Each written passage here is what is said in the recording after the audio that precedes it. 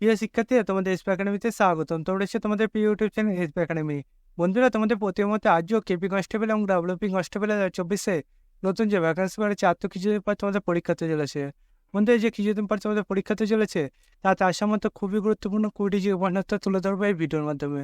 বন্ধু, এই যে গুরুত্বপূর্ণ জিকে প্রশ্নোত্তরগুলো সেগুলো প্রত্যেকদিন সকালে 11টার সময় আমরা তুলে ধরি। আজ যে জিকে সেট নম্বর 85, অলরেডি আমরা জিকে সেট 84টি তুলে ধরেছি। যা এখনই অতি অবশ্যই আগের ভিডিওগুলো দেখে নেবে। এবং বন্ধুরা, আমাদের এই চ্যানেলে নতুন সদস্য থাকলে চ্যানেলটিকে সাবস্ক্রাইব করে পাশে থাকা বেল আইকনে অল করে রাখবে।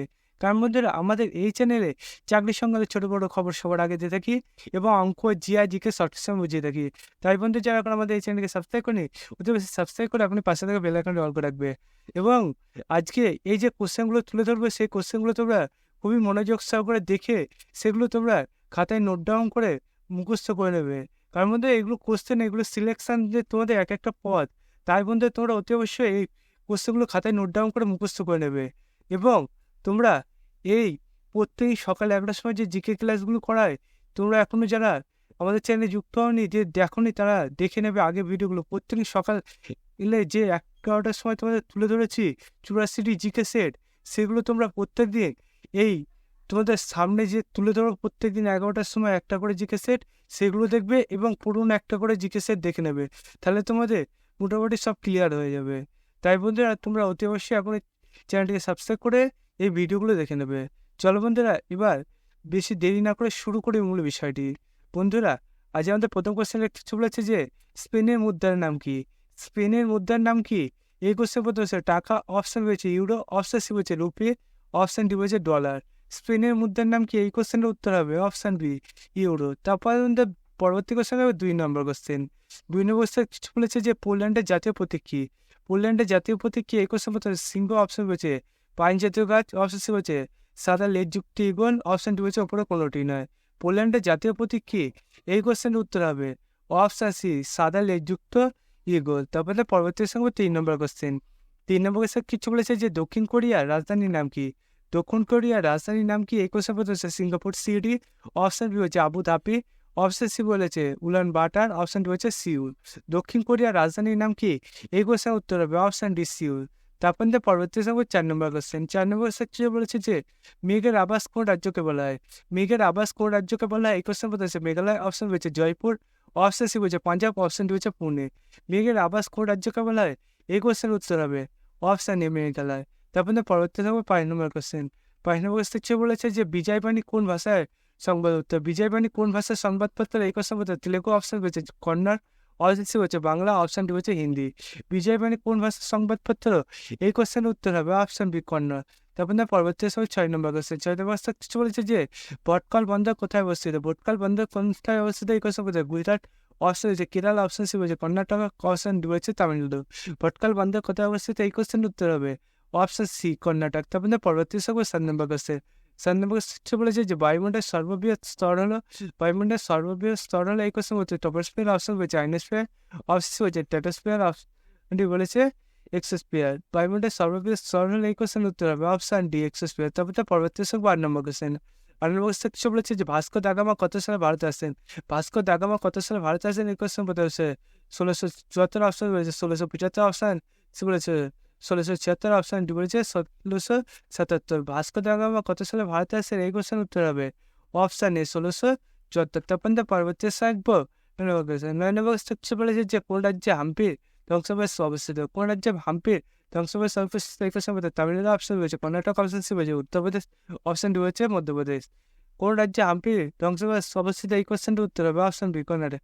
তারপর পরবর্তী থাকবে 10 নম্বর কোশ্চেন। 10 নম্বর কোশ্চেন বলেছে যে বুদ্ধচরিত কার লেখা? বুদ্ধচরিত কার লেখা? এই কোশ্চেন বলতে পানিনি, অপশন রয়েছে বিশাল দত্ত, অপশন সি রয়েছে অশ্বঘোষ, অপশন ডি রয়েছে বসু মিত্র।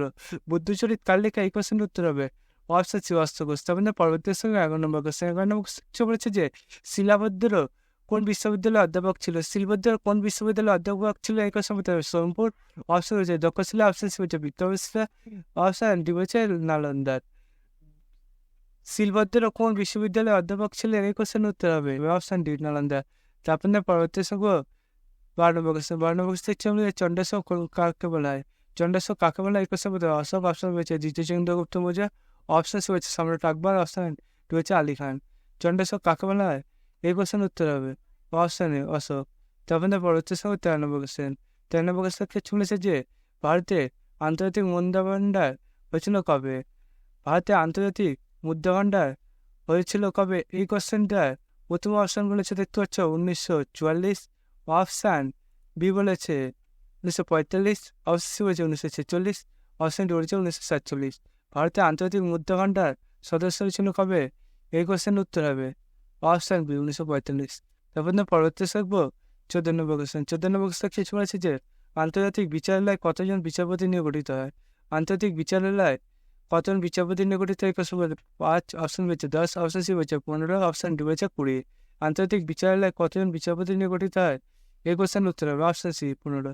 তারপর পরবর্তী সময় 95 কোশ্চেন। 95 কোশ্চেন বলেছে যে রেড ক্রস কত সালে প্রতিষ্ঠিত হয়? রেড ক্রস কত সালে প্রতিষ্ঠিত হয়? এই কোশ্চেন প্রথম রয়েছে 1878, অপশন রয়েছে 1879, অপশন ডি সি বলছে 1880, অপশন ডি বলছে 1881। রেড ক্রস কত সালে প্রতিষ্ঠিত হয়? এই কোশ্চেন উত্তর হবে অপশন ডি 1881। তারপর পরবর্তী থাকবো 16 নম্বর কোশ্চেন। 16 নম্বর সেকশন বলেছে যে কোষের শক্তিঘর কাকে বলা হয়? কোষের শক্তিঘর কাকে বলা হয়? এই কোশ্চেন বলতে হবে মাইটোকন্ড্রিয়া, অপশন হচ্ছে রাইবোসোম, অপশন সি বলছে নিউক্লিয়াস, অপশন ডি বলছে গোলগি ডিশ। কোষের শক্তিঘর কাকে বলে হয়? এই কোশ্চেন উত্তর হবে অপশন এ মাইটোকন্ড্রিয়া। তারপর পরবর্তী থাকবো 97 কোশ্চেন। 97 কোশ্চেন বলেছে যে সবচেয়ে মিষ্টি শর্করা হলো সবচেয়ে মিষ্টি শর্করা হলো এই কোশ্চেন প্রথম অবস্থা রয়েছে সুক্রোজ, অপশন রয়েছে ফ্রুক্টোজ, অপশন সি বলেছে গ্লুকোজ, অপশন ডি বলেছে ল্যাকটোজ। সবচেয়ে মিষ্টি শর্করা হলো এই কোশ্চেনের উত্তর হবে অপশান বি। তবে না পরবর্তী থাকবো 98 কোশ্চেন। 98 কোশ্চেন বলেছে যে জৈন ধর্ম অনুসারে নির্বাণ লাভকারী ব্যক্তিকে বলা হয়? জন্ম ধর্ম অনুসারে নির্বাণ লাভকারী ব্যক্তিকে বলা হয়? এই কোশ্চেন বলতেছে অনন্ত, অপশন রয়েছে দিগম্বর, অপশন সি বলছে দিগন্ত, অপশন ডি বলছে উপরে কোনোটি নয়। জৈন ধর্ম অনুসারে নির্বাণ লাভকারী ব্যক্তিকে বলা হয়? এই কোশ্চেন উত্তর হবে অপশন সি দিগন্ত। তারপর পরবর্তী থাকবো 19 নম্বর কোশ্চেন। 19 নম্বর কোশ্চেন চলেছে যে কোন পশুর দুধে ফ্যাট অধিক ফ্যাট আছে? কোন পশুর দুধে অধিক ফ্যাট আছে? এই কোশ্চেন রয়েছে এখন অপশন রয়েছে ভেড়া, অপশন সি বলছে গরু, অপশন ডি হচ্ছে মহিষ। কোন পশুর দুধে অধিক ফ্যাট আছে? এই কোশ্চেন উত্তর হবে অপশন ডি মহিষ। তারপর পরবর্তী কোশ্চেন দেখবো 20 নম্বর কোশ্চেন। 20 নম্বর কোশ্চেন যেমন শেষ নম্বর কোশ্চেন পাচ্ছি যে কমলা লেবুতে প্রচুর পরিমাণে কী থাকে? কমলা লেবুতে প্রচুর পরিমাণে কী থাকে? এই কোশ্চেন বলতে হবে ভিটামিন, অপশন বলছে প্রোটিন, অপশন সি বলছে কার্বোহাইড্রেট, অপশন ডি বলছে ফ্যাট। কমলা লেবুতে প্রচুর পরিমাণে কী থাকে? এই কোশ্চেন উত্তর হবে অপশন এ ভিটামিন। বন্ধুরা তোমরা বুঝতে পারলে তোমাদের কেপি কনস্টেবল এবং ডাব্লিউ কনস্টেবল আসার মধ্যে খুবই গুরুত্বপূর্ণ জীবনতত্ত্ব। বন্ধুরা এবার তোমরা যদি গুরুত্বপূর্ণ জীবনতত্ত্ব সবার আগে পেতে যাও এবং অঙ্ক দিয়ে আজকে শর্ট কিছু বুঝতে চ্যানেলকে সাবস্ক্রাইব করবে এবং ভিডিওটি তোমাদের বন্ধুদের শেয়ার করবে এবং ভিডিওটি তোমার লাগলে সেটা কমেন্ট বক্সে জানাবে, ভালো হলেও জানাবে, খারাপ হলেও জানাবে। বন্ধু আজকে ভিডিও পেতে হলে তো সে পরবর্তীতে দেখা যায়। জয় হিন্দ, জয় ভারত।